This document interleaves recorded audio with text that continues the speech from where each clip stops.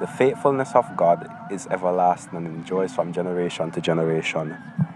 My name is David Belvett, and it's my pleasure today to talk to you about faithfulness, or the faithfulness of God. In looking at the faithfulness of God, it's important to take in mind what is faithfulness. What does it mean to be faithful? To be faithful in relationships or in human terms is to be committed, it's to be earnest in our dealings, it's to be trustworthy, it's to be there for someone regardless of the situation. And who is more faithful, who has more faithfulness than our God? In Deuteronomy 7 verses 9 to 11, which is the scripture I use to really reference the faithfulness of God, we see three attributes of God's faithfulness. These three attributes were God's faithfulness is timeless, God's faithfulness is just, and that God's faithfulness is conditional, actually. So if we look at Deuteronomy chapter 7, verses 9 to 11, it says, "Know therefore that Lord thy God, he is God, the faithful God, which keepeth covenant and mercy with them that love him, and keepeth his commandments 1,000 generations. He repayeth them that hate him to their face, to destroy them. He will not be slack to them that hate him, he will pay him to his face. Thou shalt therefore keep the commandments and the statutes and the judgments which I have commanded you this day. Wherefore it shall come to pass, if you hearken to these judgments and keep them, that the Lord shall keep thee, and be merciful unto thee as he was to thy fathers."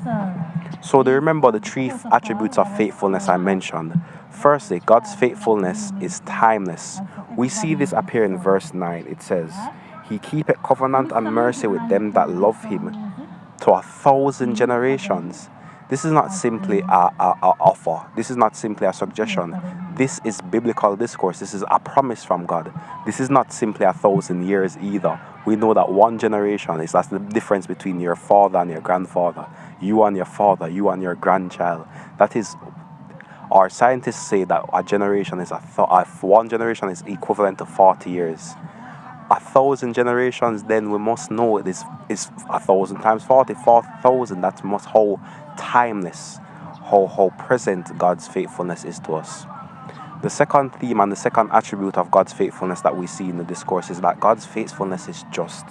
In verse 10, it repeats 3 times that God repays them that hate them to his face, to their face. He's not slack in doing so. He is just in all his dealings. He's faithful to repay. That means, and we look at it, he's faithful to us. He's faithful to deliver us from our enemies, deliver us from those who abuse us, those who go against us, as long as we follow the third attribute of God, stay in his commandments, stay in his covenant. Verse 11 says, "Thou shalt therefore keep the commandments and the statutes and the judgments which I have commanded thee." Here we see that though God's faithfulness is timeless, those faithfulness is just to deliver us from our enemies and deliver us from the grasp of those who are against us. We see that his faithfulness does not come for nothing. Like the devil said to Jesus when he was trying Job in the book of Job, does he serve you for nothing? No, we serve God because we are committed to him. We're under his covenant. We are his children. We must keep his commandments in order to get his faithfulness. Just like in a human relationship, in order to get the faithfulness and the trust of your partner, you assume that your partner is also being trustworthy towards you, keeping in line with your relationship. When looking at faithfulness of God and when looking at the topic of faithfulness, it is an interesting discourse.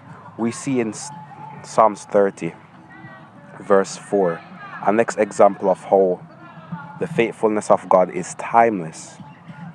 Psalms 30, verse 4 says, "Sing unto the Lord, O ye saints, and give thanks at the remembrance of his holiness." Verse 5 goes on to say, "For his anger endureth but a moment, but his favor is life." We see here that his mercy endureth to generation.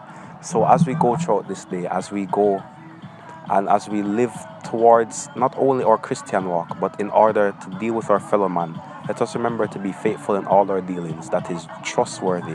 Help us to be timely and impartial about the time. Help us to have grace in our dealings. To be gracious and to be faithful walks hand in hand. And help us to remember to keep the covenants of the Most High God. In that way we can ensure that his faithfulness will endure unto us and our people from generation unto generation.